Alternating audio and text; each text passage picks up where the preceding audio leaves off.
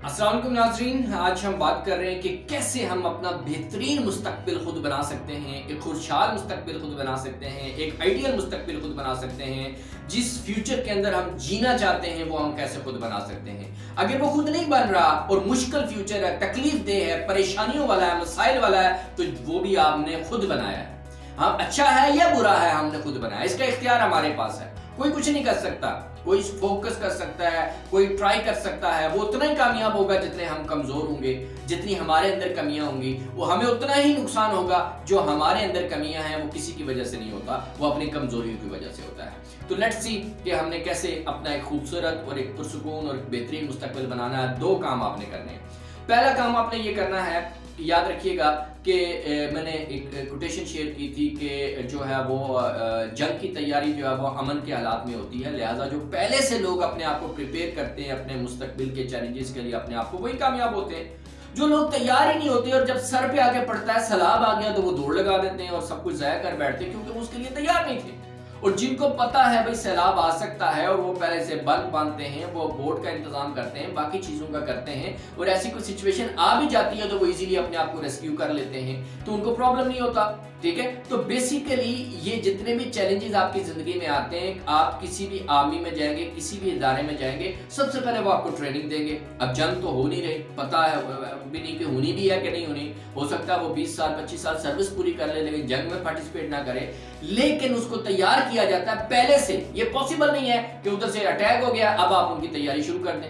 ये पॉसिबल नहीं है कि उधर वर्ल्ड कप शुरू हो गया अब आप तैयारी शुरू कर दें। नो, आप इवेंट से पहले, आप चैलेंज से पहले, आप टारगेट से पहले उसको प्लान करते हैं, उसको प्रैक्टिस करते हैं, उसी तरह की उसी माहौल में तैयारी करते हैं, उस माहौल को हैंडल करने की प्रैक्टिस कर लेते हैं और फिर आप यूज टू उसके हो जाते हैं। और जब वो आपके ऊपर वो चीज आती है तो आपके लिए कोई इशू नहीं होता, आपके लिए रूटीन की बात होती है क्योंकि आपने प्रैक्टिस किया होता है। मैं एक छोटी सी मिसाल आपको देता हूँ। अल्लाह ना करे कोई हादसा हो गया, आग लग गई।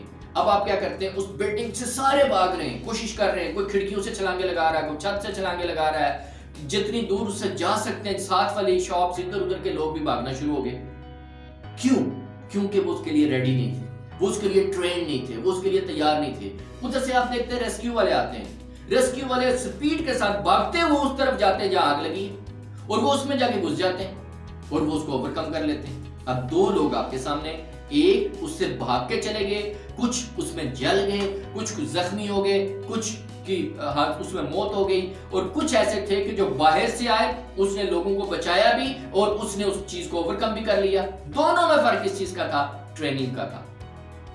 ये पहले वाले उस हादसे के लिए तैयार नहीं थे, ट्रेन नहीं थे, लिहाजा इनको नुकसान इस वजह से हुआ कि ये ट्रेन नहीं थे। दूसरे कामयाब इसलिए हुए कि वो ट्रेन थे।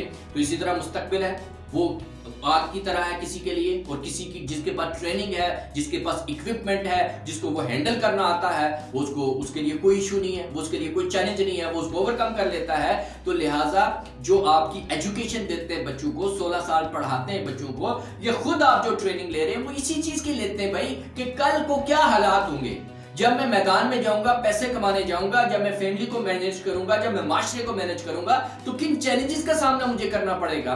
तो जिन चैलेंजेस का सामना करना पड़ सकता है उसको अभी प्रैक्टिस करें, प्रैक्टिकल करें, उस माहौल में जाएं, उस एनवायरनमेंट में जाएं, वो काम करके देखें तो आपको प्रॉब्लम नहीं होगी। तो पहली बात यह है कि अपने आप को मेंटली तौर पर अपने आप को स्ट्रॉन्ग करना है और be ready for such kind of circumstances, कि आपकी जिंदगी में चीजें आएंगी, और जब इस तरह की चीजें आएंगी, हादसात आएंगे, मसाइल आएंगे, तो सबसे पहले अपने असाब को काबू में रखना है, पैनिक नहीं होना। It's part of life.